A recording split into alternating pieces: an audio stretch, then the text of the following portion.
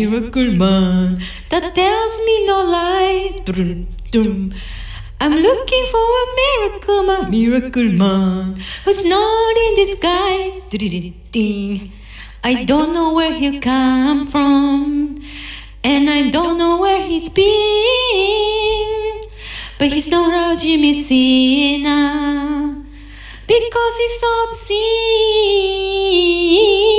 Miracle man, got busted. Miracle man, got busted.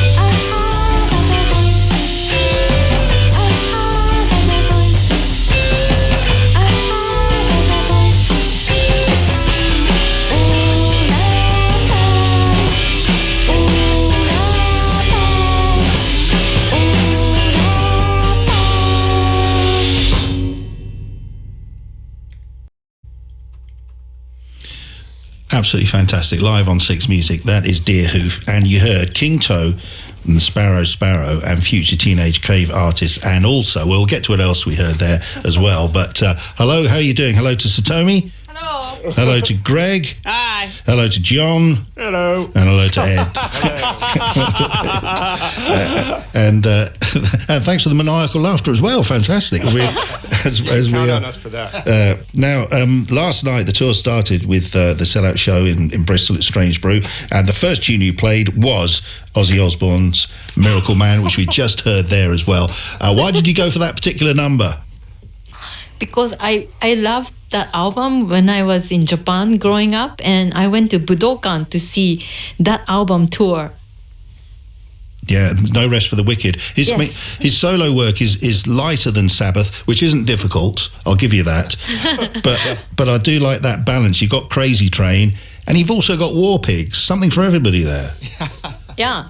Has it been known for Deerhoof to break into renditions of Aussie tunes or indeed Sabbath tunes spontaneously in rehearsals ever? Has that happened to you? I think in the van it's happened, but not in rehearsals. What, we broke into a rendition in the van? don't even understand. We don't know what Ed's doing in the back seat. No, just the spirit. Ed's breaking into a rendition in his mind. Spirit overtakes Satomi, and crazy babies will just start. It's a beautiful picture. Now you are playing. We played a couple of tunes tonight from the latest LP, Noble and Godlike in Ruin. It is described as a grotesque in two parts, rather than a grotesque after the gram. Just so we're clear, what you mean by a grotesque? What do you mean by a grotesque? I don't know what you mean by after the gram. Oh, that's does John's waving his arms? No, he just was trying to roll up his sleeves. It's a reference. Getting ready to punch somebody in the eye or something. Well, in honour of Mark Riley not being here, it's a reference to a Fall LP. Right. Okay. There we are. So sorry about that. So that's you're going to apologize for our lack of encyclopedic knowledge of British music. I should assume nothing. I assume nothing. I don't assume anything in me either. For example, now a grotesque is like a gargoyle. Is that right? Well, yeah, that's the sculptural version. But I mean, grotesque. That which is both. Sinister and humorous at the same time, perhaps. Yeah, I've got you. So, I mean, Charles Lawton looks at a grotesque and wishes he was made of stone, doesn't he? In whatever that's called. Oh, the Hunchback of Notre Dame. Blimey, you see, I needed help there. Right. You didn't step in. I thought you were going to say, what is it? Oh, Wikipedia. Yeah, he probably says it on there as well. Now, 31 years of Deerhoof, 20 LPs. And you make a record which is unmistakably Deerhoof, and yet it's new and fresh. It takes listeners to different places. How does that work? Sorry. Yeah, how dare you ask such a complimentary question? How dare you butter us up like this? It makes us all so uncomfortable. Okay, well, I don't know. How do we do it? I mean, I don't know. I think that if we made an attempt to repeat ourselves, it would fail.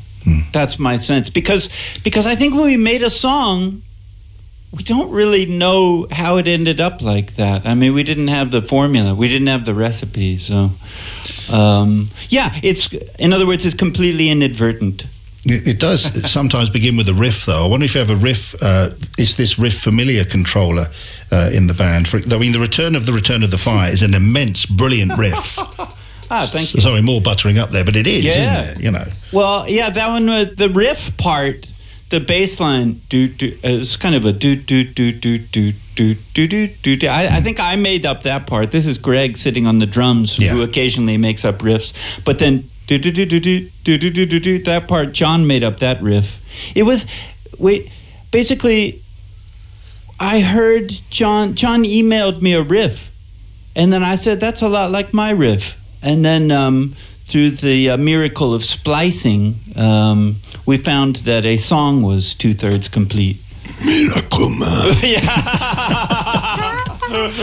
Beautiful extra sound effect. And the opener on Overrated Species Anyway, which is a beautiful opener. Sorry, more buttering up, but it is. What are those? There are some animal noises on there, maybe birds, maybe insects. What's going on there? They're actually all beyond the range of our hearing. You know, exactly. We've lost a lot of hearing on tour. Yeah, all our high frequencies have been eliminated. So we'll take your word for it. Okay. And this is, once again, a self-produced record. And you do go to town at times. Well, you go to town throughout, to be honest. But there's this crescendo on A Body of Mirrors. The One More to Go bit, which is extraordinary. Was that? And I'd imagine that became part of the song in the studio. Is that the way it worked? Yeah, kind of. I mean, that whole song is a studio creation for sure. And when we say studio, we mean John's basement. Yeah. And I mean, it was just sort of that song had been something that I had been sitting on for a long time and slowly playing around with and adding things to, and it seemed to work with this record, and everybody had ideas of ways to develop it, and so we finished it together.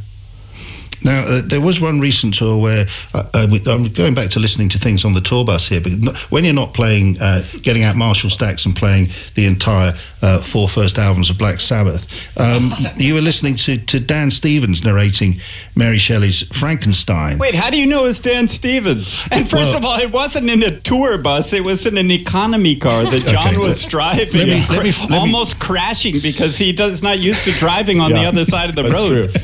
Let me phrase that again. So in your economy car, the only reason, because I did some extra research, I don't want to sound like some sort of squeaky... Too late. But you said it was the guy from Downton Abbey. I'm not seeing Downton Abbey, so I looked Me neither. So I looked up Downton Abbey Frankenstein. I did, and brilliant. Lo and behold, there it was. It was Dan Stevens. He does such a good job. He was really, really good. And he's about to be in a film with Al Pacino. I did that as well by following various things I wasn't that interested in. But hang on a minute, what's going on there? Does any of this sound familiar to your own online adventures? But did that seep into this record? Am I right in thinking that? And if so, what are you listening to this time around? I'm just picturing a bunch of fan fiction that incorporates everything you just mentioned. Which is Al Pacino, Frankenstein, Deerhoof. Downton Abbey. It's a pitch. It's a Hollywood pitch. Come on. Green light.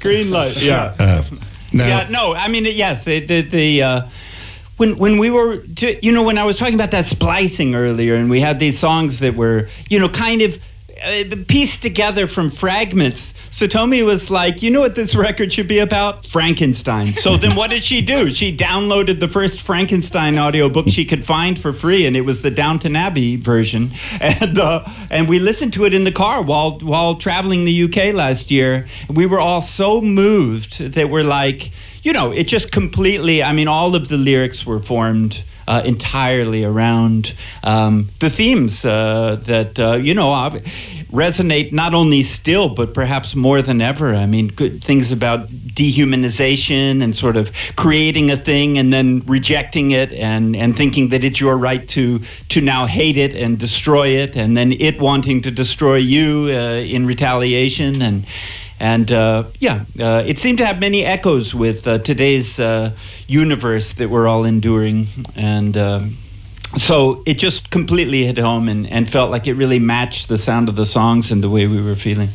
I mentioned 31 years and counting of Deerhoof.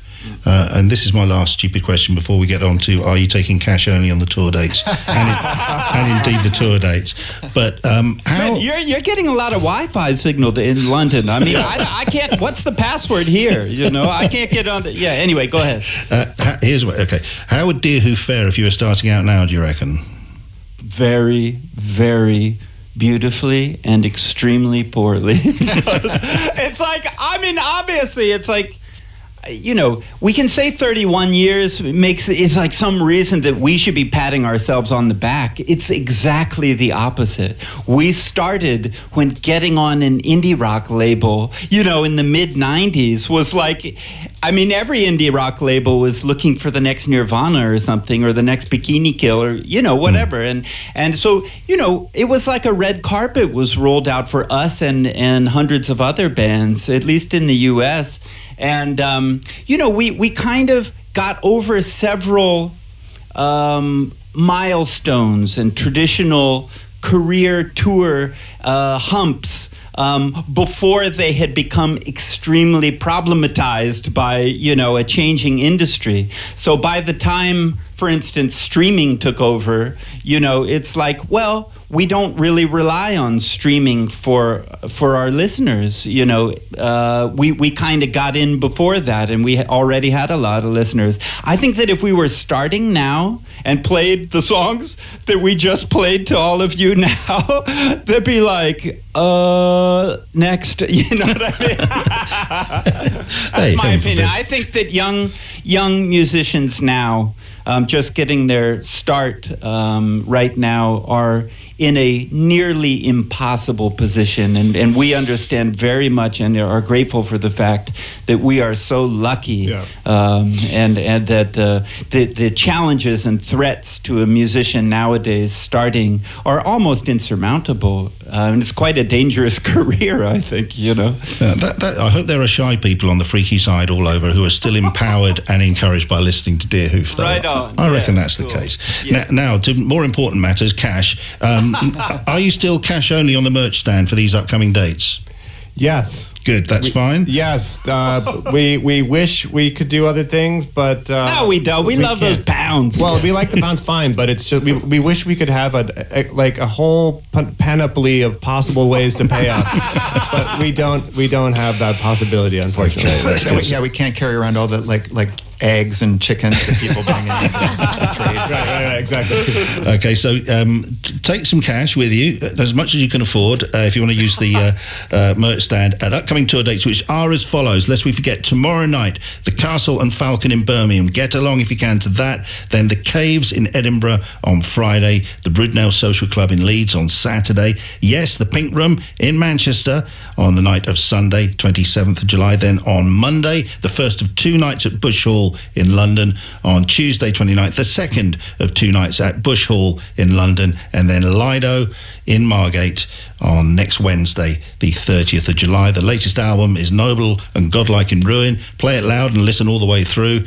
That's what they tell you to do, and quite right too. And listen, thanks so much, and thanks for dropping by. Absolutely splendid stuff. Thank you. Thank Thank you. you, Mark. Yeah, thanks for having us. Free Palestine.